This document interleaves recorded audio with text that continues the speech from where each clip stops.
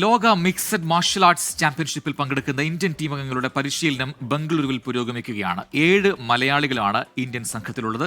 ബംഗളൂരുവിൽ നിന്ന് അരുൺ പൂപ്പറമ്പ തയ്യാറാക്കിയ റിപ്പോർട്ട് കാണാം.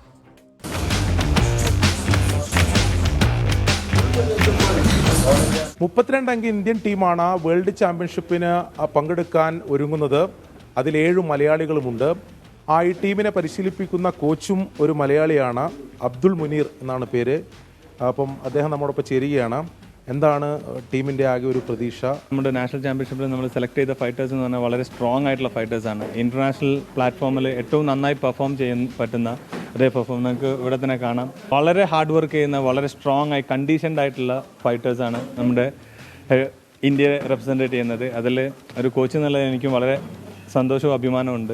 മിക്സ് മാർഷൽ ആർട്സ് എന്ന് പറഞ്ഞാൽ എല്ലാ മാർഷൽ ആർട്സിൻ്റെയും കമ്പൈൻ ആയിട്ടുള്ളൊരു ഫോമാണ് മിക്സ് മാർഷൽ ആർട്സ്. ഇന്ന് ഏറ്റവും ഫാസ്റ്റസ്റ്റ് ഗ്രോയിങ് ആയിട്ടുള്ളൊരു സ്പോർട്ടാണ് MMA മിക്സ് മാർഷൽ ആർട്സ് എന്ന് പറയുന്നത്. അപ്പോൾ ഇതിൻ്റെ ഒരു ബ്യൂട്ടി എന്ന് പറഞ്ഞാൽ എങ്ങനെയും അറ്റാക്ക് ചെയ്യാം.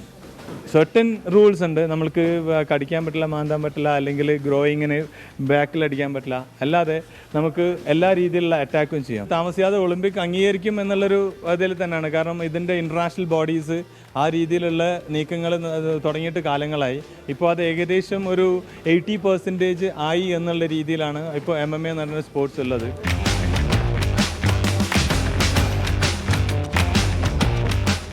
വേൾഡ് ചാമ്പ്യൻഷിപ്പിനുള്ള ഇന്ത്യൻ ടീമിൽ 7 മലയാളികളുണ്ട്.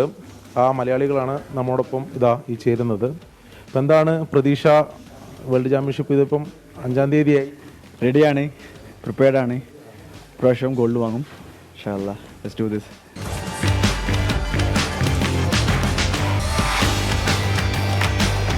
Right now I am confident than the first time. ആദ്യം തുടങ്ങിയത് തന്നെ കുറച്ച് മാസങ്ങൾക്ക് മുമ്പേ ഉള്ളായിരുന്നു. അപ്പോൾ തൊട്ടിപ്പോൾ വരെയും I think I've gotten a little better.